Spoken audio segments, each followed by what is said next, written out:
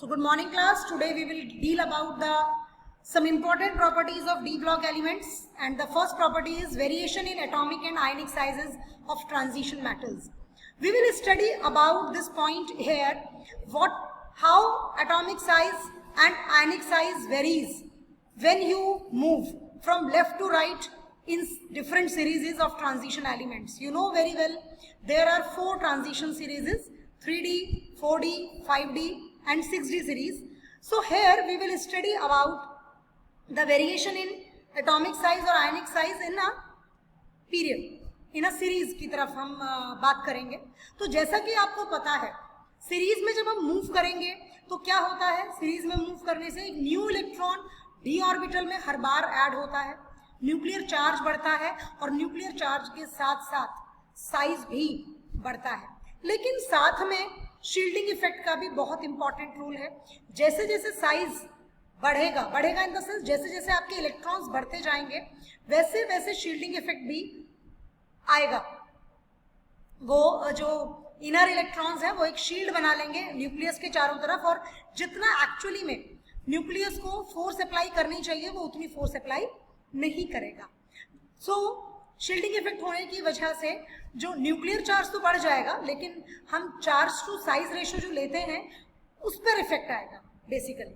तो हम क्या ऑब्जर्व करेंगे कि हमारा जो एटॉमिक रेडियस है या एटॉमिक साइज जो है that decreases as we move from left to right. तो जैसे ही हम लेफ्ट से राइट मूव करेंगे हमारा साइज डिक्रीज होगा, हमारा आयनिक साइज भी डिक्रीज होगा अगर मैं आयन की बात करूंगी. लेकिन बात वहीं पर आकर टिकेगी, बात फिर वहीं पर पॉइंट आउट होगी कि कुछ जो हमारे एलिमेंट्स हैं हमारे इस डी ब्लॉक में, या आप कह सकते हैं जो इनको हम ट्रांजिशन एलिमेंट्स कहते हैं, काफ़ी सारे एलिमेंट्स ऐसे हैं जिनका जो कॉन्फ़िगरेशन है, अब यहाँ पर कॉन्फ़िगरेशन भी इफेक्ट डालेगा साइज पर.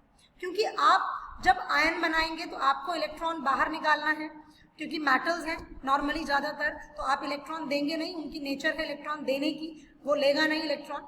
तो that is the main point here, यहाँ पर वो भी मेन पॉइंट अफेक्ट डालेगा.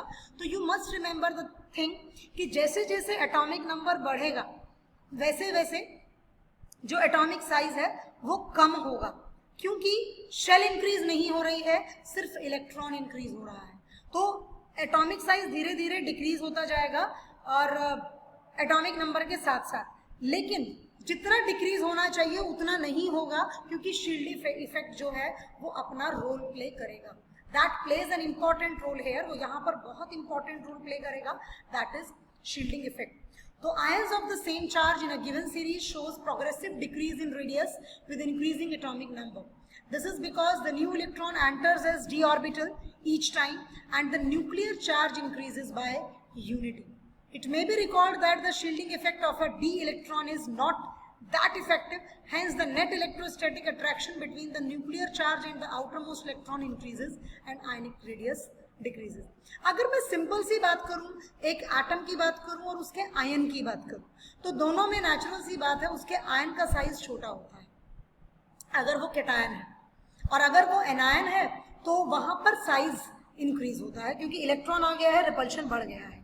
तो यहाँ पर भी वही ट्रेंड फॉलो हुआ है, और इसीलिए हम यहाँ पर जब d ऑर्बिटल की बात करते हैं तो जब हम 5d सीरीज या 6d सीरीज की बात करेंगे तो वहाँ पर हम lanthanoid contraction and actinoid contraction की भी बात करते हैं. ऐसे ही अगर मैं एटॉमिक रेडियाई की बात करूँ तो एटॉमिक रेडियाई भी यही शो करना चाहिए कि उसका जो साइज है वो डिक्रीज होना चाहिए, लेकिन यहाँ पर भी शील्डिंग इफेक्ट अपना थोड़ा सा रोल प्ले करेगा. नॉर्मली तो हम जब एक पीरियड में मूव करते हैं तो हमारा साइज डिक्रीज होता है, लेकिन साइज डिक्रीज होने पर हमारा जो हाफ फिल्ड और कंप्लीटली फिल्ड ऑर्बिटल है वो भी अपना इफेक्ट डालता है. So you can see the graph. अब आप इस ग्राफ को देखें, यहाँ पर 3 सीरीज ली गई हैं, 3D series, 4D series and 5D series. आप देख सकते हैं कि जो हमारी 3D सीरीज है जिसको ग्रीन कलर से रिप्रेजेंट किया है, स्कैंडियम से जिंक तक जाने में पहले जो आपका रेडियस है, ये रेडियस है आपका, ठीक है, और ये एटॉमिक नंबर है. यहाँ पे जैसे जैसे एटॉमिक नंबर बढ़ रहा है वैसे वैसे रेडियस आपका डिक्रीज हो रहा है, लेकिन निकिल, ये देखिए आयरन का, कोबाल्ट का, निकिल का ऑलमोस्ट सेम है और फिर थोड़ा सा बड़ा है। मैंने वही कहा था आपसे कि जब हमारे जितने ज्यादा नंबर ऑफ अनपेयर्ड इलेक्ट्रॉन होंगे तो हमारा जो साइज है वो डिक्रीज होता जाएगा, लेकिन जैसे जैसे उनमें पेयरिंग शुरू होगी तो रिपल्शन शुरू होगा और रिपल्शन शुरू होने की वजह से उनका जो साइज है वो बढ़ेगा। आप अगर देखें रेड एंड ब्लू लाइन को देखें, ये 4D सीरीज है जो येलो है, सॉरी जो ब्लू है, और जो रेड वाली लाइन है दैट इज 5D सीरीज। ये दोनों के साइजेस ऑलमोस्ट बराबर हैं और इसका हम एक छोटा सा रीजन देते हैं। अगर क्वेश्चन पेपर में ये क्वेश्चन आ जाए बाय चांस कि why the atomic radius of 4D and 5D series are similar, तो उसका सीधा सा एक आंसर है ड्यू टू लेंथेनॉइड कॉन्ट्रैक्शन। कि लेंथेनॉइड कॉन्ट्रैक्शन की वजह से हमारा जो सीरीज है उसके साइज में कोई बहुत ज्यादा डिफरेंस नहीं आता। इसी के साथ साथ एक क्वेश्चन बहुत बार पेपर में पूछा गया है, why iron, cobalt and nickel has almost same size, कि इनका सेम साइज क्यों है जबकि इनके एटॉमिक नंबर अलग है, तो इस हिसाब से इनके जो साइज है वो अलग होना चाहिए, लेकिन ऐसा नहीं है। सीधा सीधा क्वेश्चन ये बहुत बार पेपर में आता है कि why the iron, cobalt and nickel का जो एटॉमिक साइज है वो सेम क्यों आ रहा है जबकि इनके एटॉमिक नंबर्स डिफरेंट हैं। आप यहाँ देख सकते हैं इस टेबल में M+2, एक तो M देखते हैं पहले, मेटालिक आयनिक सिंपल मेटल का रेडियस देखते हैं। आप देखिए यहाँ पर है आयरन 126, कोबाल्ट का 125 है और निकिल का भी 125 है। अब इसका रीजन क्या है, व्हाट इज द रीजन? बेटा इसका रीजन ये है कि तीनों का जो कॉन्फ़िगरेशन की अगर मैं बात करूं, अगर तीनों के कॉन्फ़िगरेशन की बात हो तो यहाँ पर आप देख सकते हैं आयरन में 3D6 है, यहाँ पर 3D7 है और यहाँ पर 3D8 है। इनके कॉन्फ़िगरेशन को अगर आप देखें और इनके एटॉमिक जो इनका एटॉमिक रेडियस है अगर उसको कंपेयर करें तो जो हमारी ऑब्जर्वेशंस आती हैं इनका सेम आता है साइज, और इसका रीजन भी हम यही लिखेंगे, स्क्रीनिंग इफेक्ट की वजह से इनका रेडियस बहुत ज्यादा डिफरेंस नहीं है, इन तीनों का रेडियस जो है वो ऑलमोस्ट बराबर है। तो this is again an important question comes in D block element. D block element का ये जो क्वेश्चन है ये बहुत बार पूछा जाता है पेपर में। इसी के साथ साथ उससे पहले मैं आपको एक क्वेश्चन डिस्कस कर चुकी हूँ कि 4D एंड 5D सीरीज का जो एटॉमिक रेडियस है वो सेम क्यों है, दैट इज लेंथेनॉइड कॉन्ट्रैक्शन, उसका आंसर है। अब अगर आप इनको देखें M+1, +2 एंड +3, ये अलग अलग स्टेट्स आयंस की दिखाई हैं, इनके कॉन्फ़िगरेशन आप देख सकते हैं।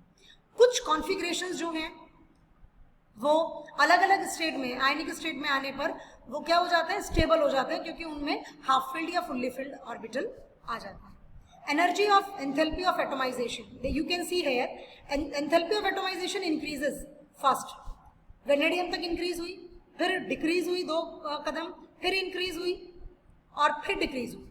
कोई मतलब एक पर्टिकुलर ऑर्डर नहीं है कि इंक्रीज ही हो रही है या डिक्रीज ही हो रही है। तो उसका जो रीजन हम देते हैं, इसका जो आंसर का रीजन हम देते हैं, that is on the basis of their electronic configuration. Now ionization enthalpy, ionization enthalpy अगर आप देखें तो मोस्टली यहाँ पर 3 आयनाइजेशन एंथैल्पीज का कंपैरिजन किया है, फर्स्ट, सेकंड एंड थर्ड। आप फर्स्ट आयनाइजेशन एंथैल्पी को देखिए, बढ़ रही है बट नॉट वेरी मच, बहुत ज्यादा डिफरेंस के साथ नहीं बढ़ रही है, बढ़ रही है फिर कम हो रही है, फिर थोड़ी सी बढ़ रही है, फिर कम हो रही है, लाइक दैट। और आप देखिए यहाँ पर आयरन की, कोबाल्ट और निकिल तीनों की ऑलमोस्ट जो है वो कंपैरेबल आयनाइजेशन एंथैल्पी है, कंपैरेबल आयनाइजेशन एंथैल्पी है, that is the reason. Now you can see, तो यहाँ पर इनको भी कंपेयर किया है, इनका भी ऑलमोस्ट कंपैरिजन वही कहता है, लेकिन जैसे जैसे आप मूव कर रहे हैं आगे की तरफ ये लगातार कम से कम बढ़ रही है सेकंड आयनाइजेशन एंथैल्पी। लास्ट में अगर यहाँ पर कम हुई है क्योंकि इनके तो कंप्लीटली फिल्ड डी ऑर्बिटल है और इनको वैसे भी हम क्या नहीं करते, इसको वैसे भी हम डी ब्लॉक एलिमेंट में काउंट नहीं करते हैं। मेटालिक और आयनिक रेडियस कंपैरिजन किया है, ये आप देख सकते हैं। स्टैंडर्ड इलेक्ट्रोड पोटेंशियल, जैसे जैसे आप ग्रुप में आगे की तरफ बढ़ रहे हैं वैसे वैसे वो पॉजिटिव होता जा रहा है, ठीक है, लेस नेगेटिव हो रहा है when you move across a period. एक पीरियड के अक्रॉस जब आप मूव कर रहे हैं तो it is going to be less negative. And same case with the density, density तो नेचुरल सी बात है, बढ़ेगी ही बढ़ेगी। तो thanks for today, thank you.